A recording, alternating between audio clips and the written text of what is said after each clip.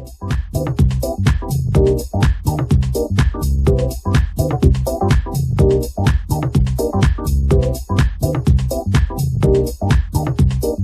1987, President Ronald Reagan proclaimed March National Developmental Disabilities Awareness Month.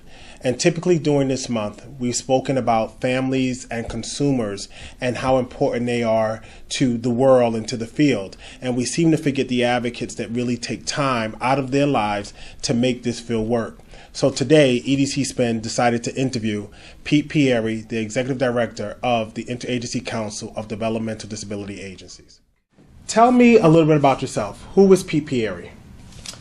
Well, I have been working in this field since 1976. I prefer for you to do that math instead of me. And I actually got into the field of developmental disabilities after I received my master's in social work from Delphi University. And I was looking for a job and happened to apply for the job at a local agency when I was living up in the Hudson Valley. Really not knowing much about developmental disabilities. My only experience was in high school. My best friend on Long Island, I had known for many years, and I was at his family's home one day when they mentioned that he has a sister with Down syndrome that I had never met, never seen. And it was shocking to me that someone would purposely keep a family member away from others in the community, and they talked a little bit about that, and that sort of stuck in my mind as being something that was very difficult for a family to go through.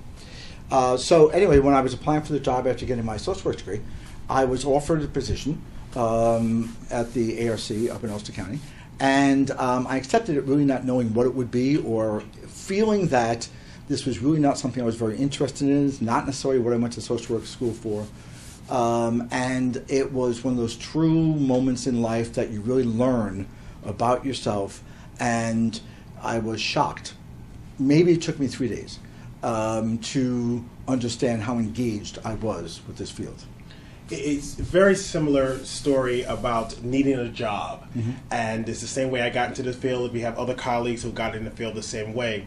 What is it about this field that keeps people like us as advocates for the disabled? For me, I think, and you and I were talking earlier about this, to me it's the fascination of knowing that the work you're doing, you can actually see the benefit for your own eyes with the people who are served by the various organizations that we work with. Giving people a helping hand to help themselves, giving them the ability to learn certain life skills that many of us don't even remember how we learned them, right? We just sort of intuitively learned them, or our parents taught us.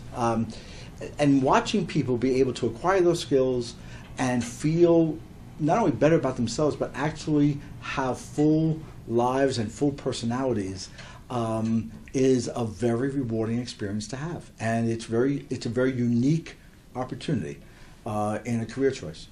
It hasn't always been easy, I'm sure, to get to this point. What were some of the things that you, as a young professional in the field, had to get over that you now look at and say, I'm sure other people are getting over those things as well? Well, I originally believed that interacting with people with developmental disabilities, intellectual disabilities, was going to be very boring. I thought that there would be nothing that I would get back. There was some, I guess, my own misunderstandings from never having been educated in this field before. Shockingly, when I went to college, my last year in college, I had a degree in psychology, and part of my college program was to have an internship in a local psychiatric facility. And in my senior year in college, I worked in a ward in a psychiatric hospital with young adolescents who had autism. And it was a ward with about 25, 30 boys, with 3 staff, with the TV up in the corner. I was taught by the psychiatric staff that these children were there because their parents were emotionally distant from them. That old theory, which obviously has been proven very untrue. This is not ancient history. This is in the early 1970s.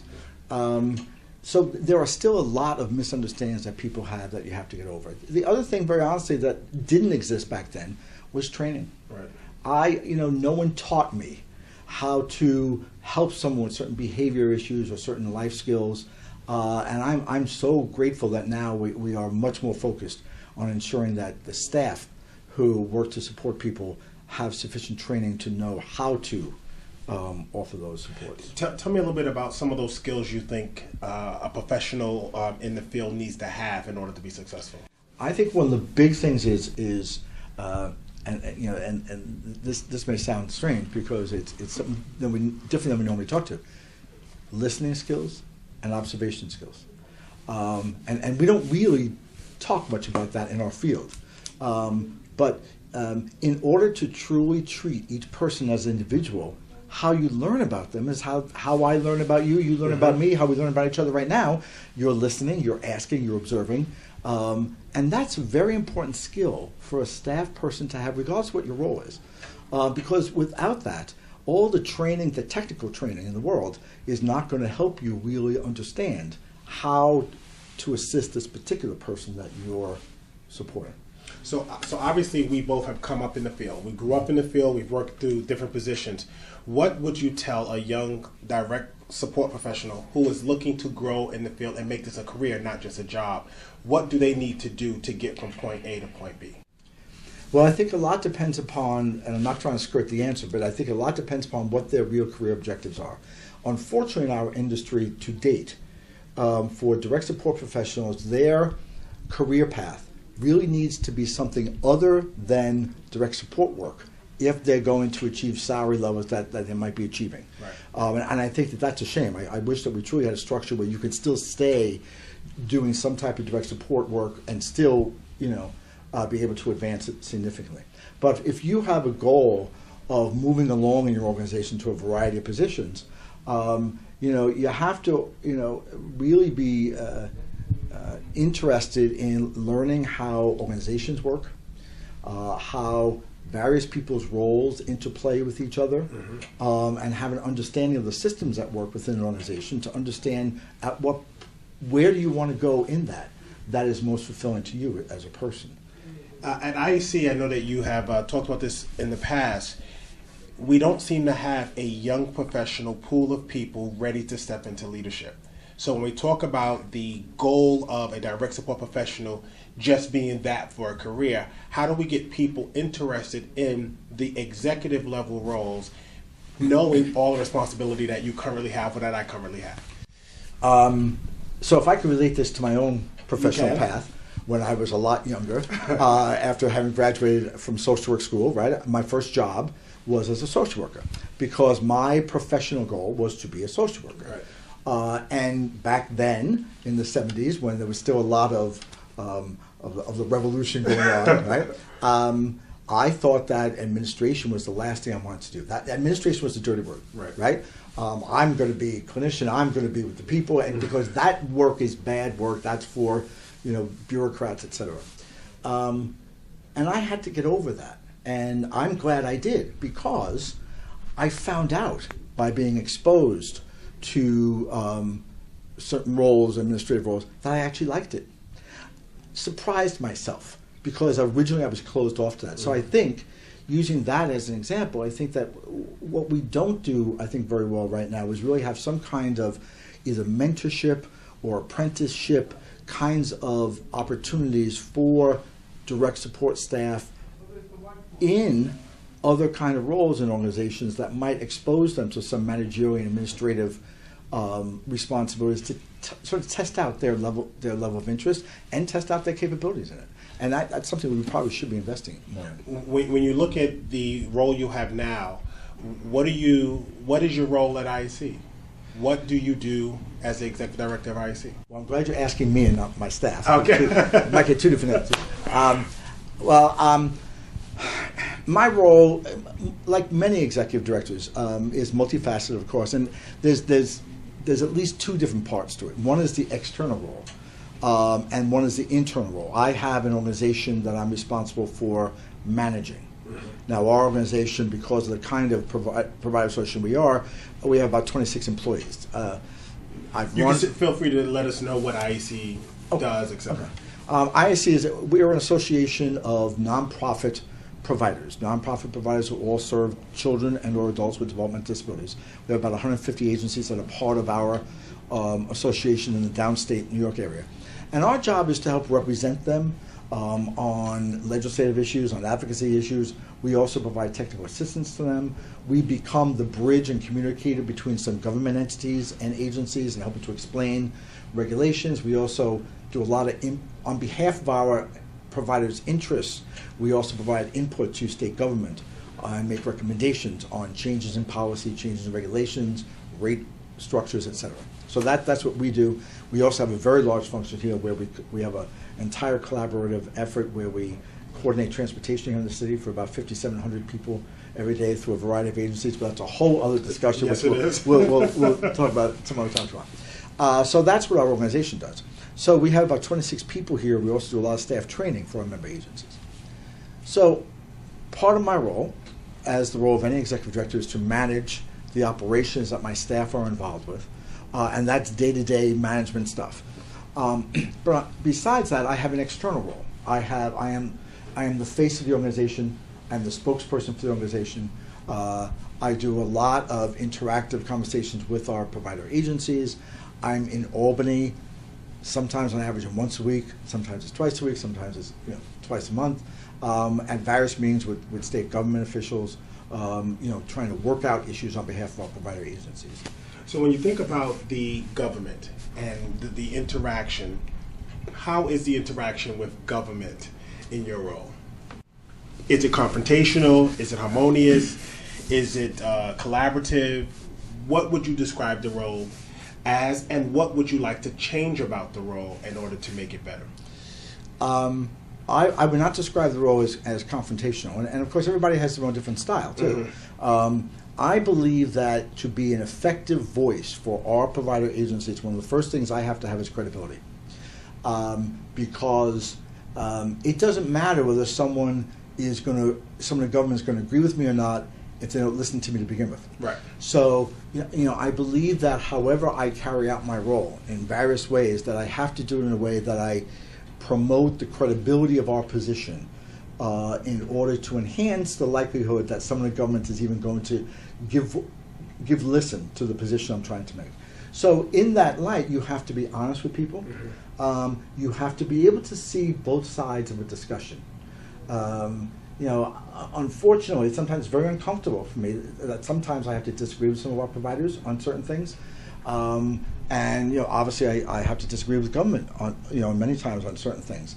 I can't just be a blanket agree with any side, because then I lose all credibility. Right. So I have to be able to demonstrate that I've thought through an issue in a factual way in order for our position to be viable.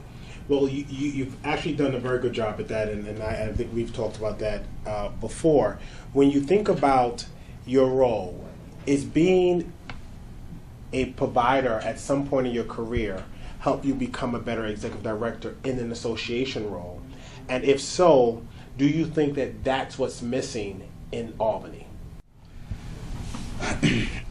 I do believe that having been a provider of an agency for so long before I worked here was very good preparation for me. I'm not saying that it is essential and necessary for someone else, but certainly for me, it has been able to give me the opportunity to be able to relate to these issues in a way where, to me, they're not just theoretical problems or issues. I can actually anchor them in specific examples of when I was running an organization. I can relate to an issue, to a specific, and I hope, that helps me articulate them in a way that maybe makes them more understandable. So for me, I think it's a tremendous benefit. In terms of Albany, the one thing that is a little different in our field, excuse me, is that the State Office of Developmental Disabilities is a provider, which is different from many of the other state agencies. So they also operate some of the same programs that our providers operate. So there, in many levels, there is an understanding of the provider perspective. However, it's filtered by the fact that they're also the governing body and the funder and the political entity that's overseeing it. So it is different, but there is at least, some sense of what it means to be a provider, what it means to have audits, what it means to have employee issues, what it means to, have accusations of poor quality. Unfortunately, on certain occasions, so they go through that themselves as a provider as well. When you talk about the role of poor quality, there has obviously been things that have not been favorable to the field. What is your role in trying to navigate an understanding of what the provider is going through and what the state is requiring? That has been, particularly because of the publicity around those topics in the past 2 years, that has been one of the more difficult areas that I have found in my role. Because certainly I will never, apologize for someone who has mistreated somebody, and that is certainly not my role, and professionally I can never do that. However, what I really object to is the aspersions that are therefore cast on the entire industry, and I really resent, those situations being used as a rationale for other decisions that are being made, and the assumption that all providers are bad or providing bad services or cheating in some way, that's a poor excuse for public policy. You don't create public policy based upon that. You deal with those situations head on, as we must, and we must eradicate any of those situations where someone is either misusing funds or someone is mistreating somebody, and you deal with them head on and directly and get over it and make the system better. Well, we've seen those stories over the last 2 years. There is nothing that we can do to hide them. Do you think that we as providers, or you as an association exec, or the other association execs, do a good job with putting good stories out? Obviously, we know what sells in papers. Is there anything that we can do to actively make sure that good stories are getting out there? I do think that it's unfortunate that, in our society, generally, media is not focused on telling people day-to-day stories, because then it's not news. It's a story. It's not news. And it's a very difficult situation to be in, to try to get media to pay attention to some of the very important things that go on day-to-day in all the services that agencies provide. The one area that I think that we're probably not as good at that we should be, or try to be at, is it's very different when a family tells that story about how this service or support has impacted their family and their family unit. We probably have not been as creative as we should be, and as aggressive as maybe we could be in trying various avenues to get those stories out. So, and I think that's important. We need to realize, again, going back in some of our histories, the 1970s, 80s, and even 1990s, our industry was viewed as a golden industry.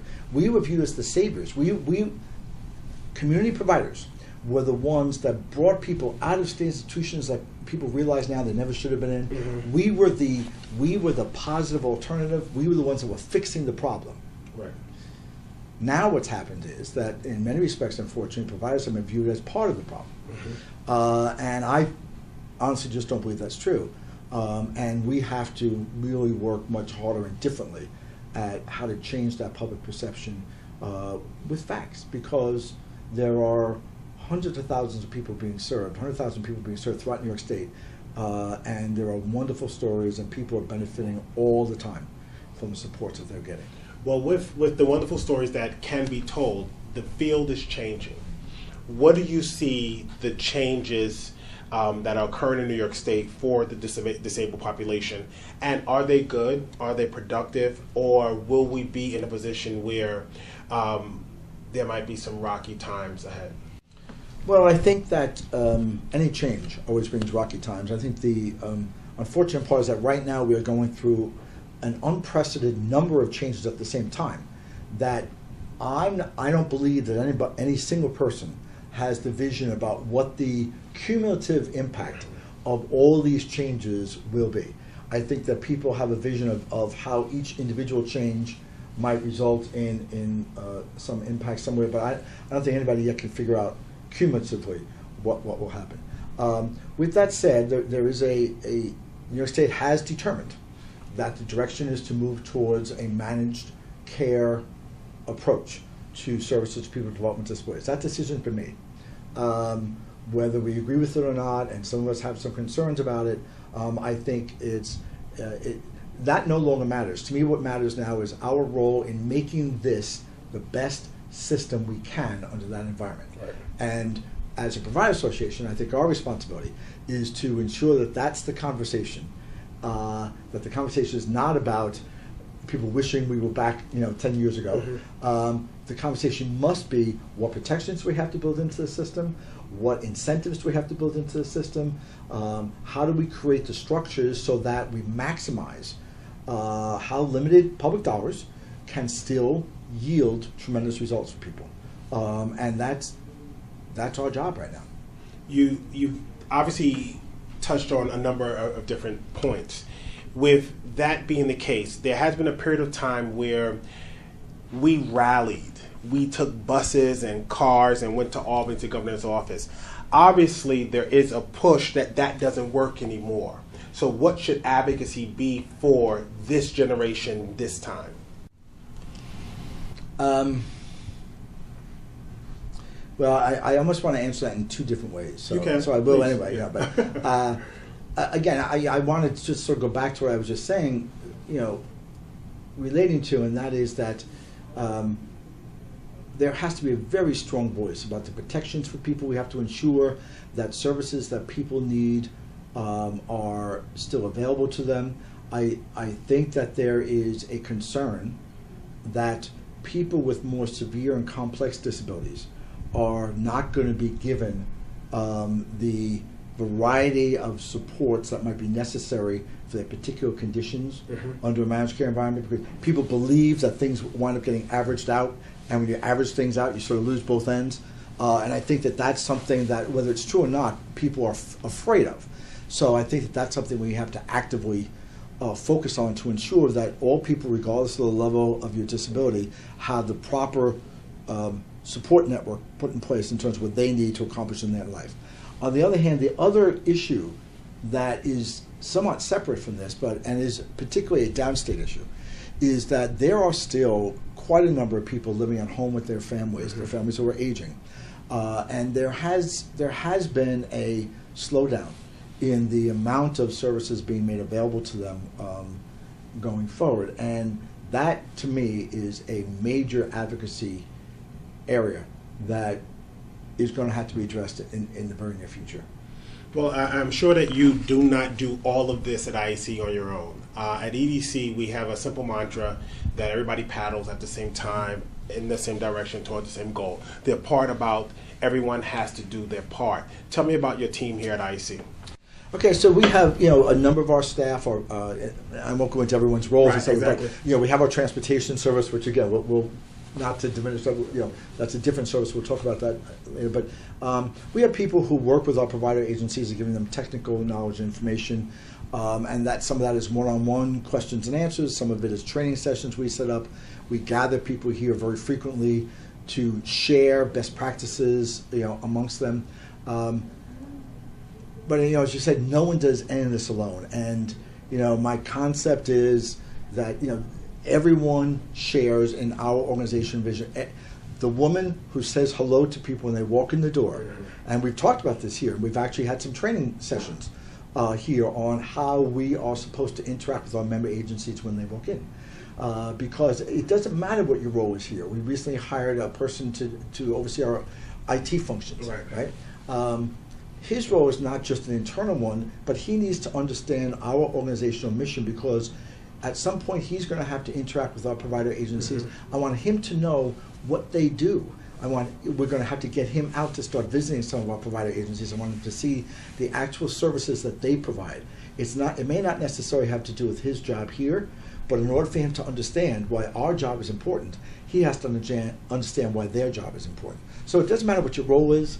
We're all part of the same pie. We just do our jobs differently to achieve our organization's mission. What motivates you to continue in this field? I have been very lucky Since I got in the field of developmental disabilities, I've had a total of 3 jobs, and that's over 38 years. I obviously don't change very often. I am so fortunate. I have loved every job I've had, including the one I have now. It motivates me. I am very motivated towards figuring how to figure out to do things differently. Those kind of challenges I find intriguing and challenging, but fulfilling. And also, I get our member agencies, what they do every day and the challenges they have every day, it actually gives me pleasure. It's going to sound strange. Pleasure when they call us with a problem, because if we can help them take something off their plate or help them solve something that's distracting them from the actual services they're supposed to be providing, it's great to do that. What do you think are the national things that might affect the local things here in the state? Well, I do spend a bit of time talking with some national organizations in our field, and New York State has almost become the poster child for change throughout the country. And the federal government is actually telling some other states who are starting to go through some of the same changes, watch what happens in New York for some of the things that the federal government is expecting in terms of changes in the field. So it's an interesting situation to be in, because New York State itself is also, because of our history here with institutions and our history here of the Willowbrook and the advocacy from that, our array of services here in New York is far different and superior and immensely more comprehensive than almost any other state in the country. So changing our systems is much more complex than some other state changing their systems. Right. So it's hard to use some other states' experiences. I mean, we have to learn from them, but we have to take what they have learned and figure out what does that mean in New York. You can't necessarily just transplant something that happened in Michigan and say that can work in New York, but you can figure out what pieces of that may work here, and that's sort of the process that we're. Last question: what do you think? Well, not what do you think. What's next for Pierri and IEC? And not that they have to be both jointly together. We are in such a flux of transition in our field that, I don't see a lot of changes for IAC in the immediate future, except using technology different to fulfill our mission and our organization goals. Our goal, my goal for the immediate future, next year or two, is to bring stability to the field. Stability, I don't mean by not lack of change, but I mean helping providers get through the changes and helping them figure out what the changes mean for them, and trying to ensure that the changes that incur are meaningful, practical, and result in the outcomes we're looking for the people that are served. And get to a point of a little homeostasis, a little respite from the series of changes, and allow people, the breathing room to ensure that the quality of what they're doing is what they expect. And what about Pete? I'm here for the duration. I'm not going anywhere. Okay, well, thank you very much, Pete. I'm glad I'm able to do this. Thank you so much. Thank you.